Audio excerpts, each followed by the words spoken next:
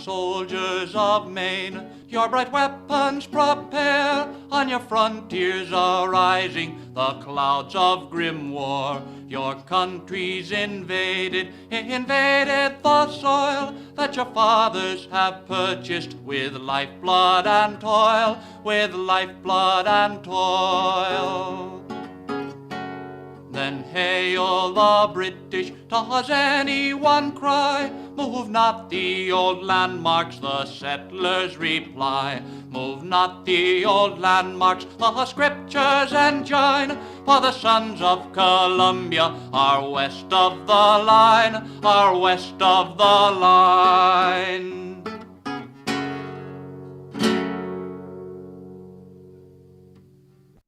In 1839, Maine came to the brink of war with Canada. Through peaceful debate and diplomacy, the Aroostook conflict was averted, and the legacy of this peaceful outcome helped lead America and the United Kingdom towards their modern special relationship, pushed Canada towards independence, and led the Aroostook region to develop a folk psyche around the conflict. To see how this dramatic story plays out, we must turn to the beginning.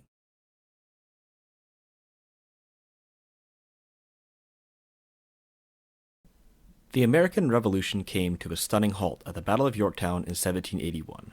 With the British thoroughly defeated in the colonies, the newly formed United States of America made peace with its former motherland, signing the Treaty of Paris in 1783. Unfortunately, the maps used to determine the northern border of the United States were inaccurate. The land had never actually been surveyed. 11 years later, Britain and America signed Jay's Treaty in 1794, an attempt to resolve this along with other points of friction between the two nations. While conflict was evaded for the time being, the territory was still largely unsurveyed and contested. The War of 1812 brought this issue to light. With America attacked by the British and its capital city raided, many Americans became defensive of the borders. Despite little fighting in the area, Britain consistently used the Grand Communications route, the only route available to connect the key Canadian cities of Halifax and Quebec during the winter, and a route that ran directly through the contested territory. This, combined with increasing settlements into the wild lands, led to tensions between the Canadian and American settlers. The Treaty of Ghent in 1815 brought the war to an end, however, solved nothing in regards to the northern border. Massachusetts, the territory of Maine, and Canada all attempted to exploit the confusion at the end of the war for their own gain.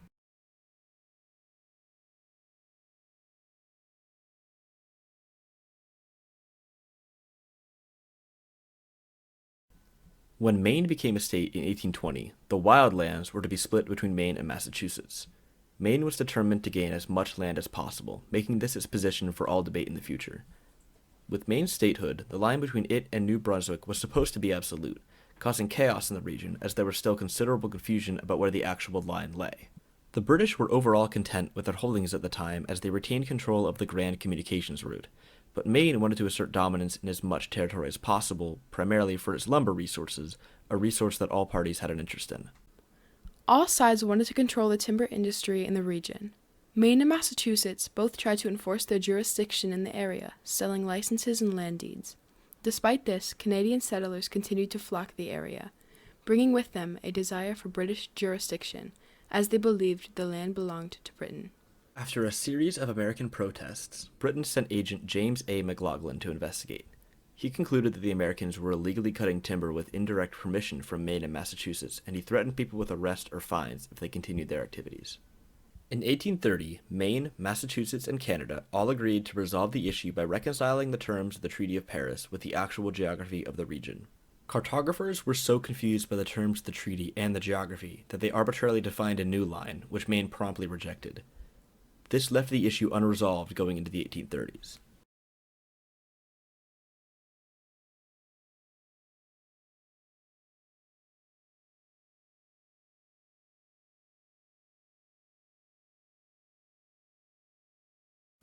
Small disputes continued to occur throughout the 1830s, but in November of 1838, a rebellion broke out in the region.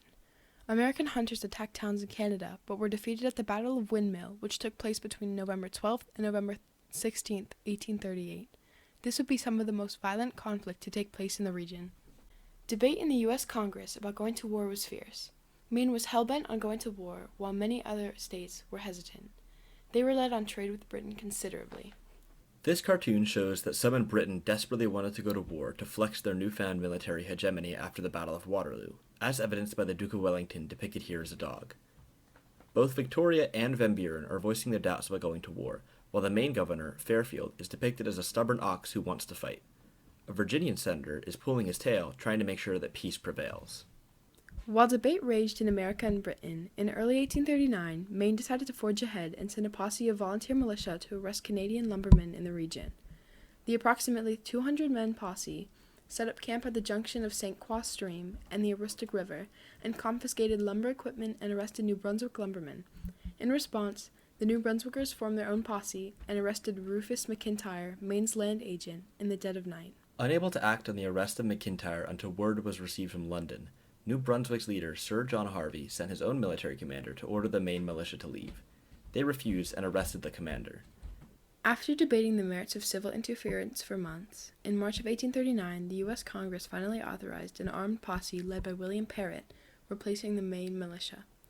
Despite this militarization, with both sides increasing their capacity for war, no large-scale conflict actually occurred.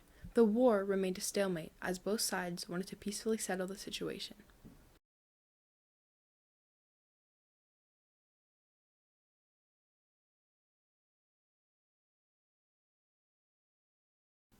To successfully resolve the conflict, America sent Daniel Webster to debate with Alexander Baring, 1st Baron of Ashburton. Both Webster and Ashburton found sources that reinforced their country's position. Webster found a map in the Paris archives, placed there by Ben Franklin during the negotiations for the Treaty of Paris, that clearly showed the original line giving more land to the United States. In contrast, Ashburton found Mitchell's map, a map from the 1790s that showed England should control larger amounts of the disputed territory. Both sides decided to reject these findings, placing more importance on amicable relations than arguing their positions. Because of this, the debate was able to continue on without interference. Together, they finalized the terms of the Webster-Ashburton Treaty of 1842. The treaty was finally accepted by both the United States and the United Kingdom, including Maine, Massachusetts, and New Brunswick, though the United States government had a hard time with Maine and Massachusetts finally agreeing to pay both states $150,000 for the loss of their land. The terms of the treaty ceded 7,015 square miles of the territory to the United States and 5,012 miles to the British, and the British managed to retain the Grand Communications route.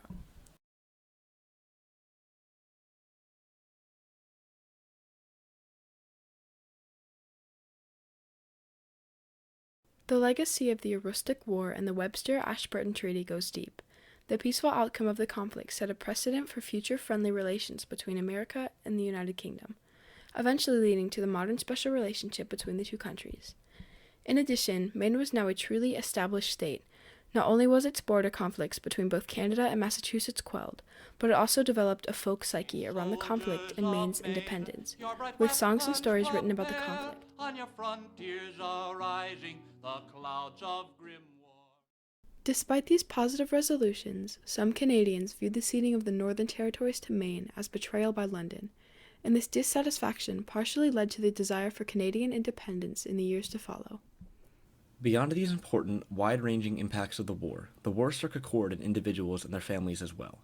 An example of this is the story of James Brewerton Ricketts and his daughter. Ricketts was an artillery leader attached to the military posse sent by the U.S. Congress, and as recorded by his descendants, his daughter, Mary Brewerton Ricketts, was born in Aroostook County during the conflict. After receiving help with the childbirth from local Aroostook natives, the baby was christened Aristine, meaning beautiful river, and the female derivative of the name Aroostook. While her name was later changed to Mary when her father returned from the conflict, she always referred to herself as Aristine, even passing the name down to her children.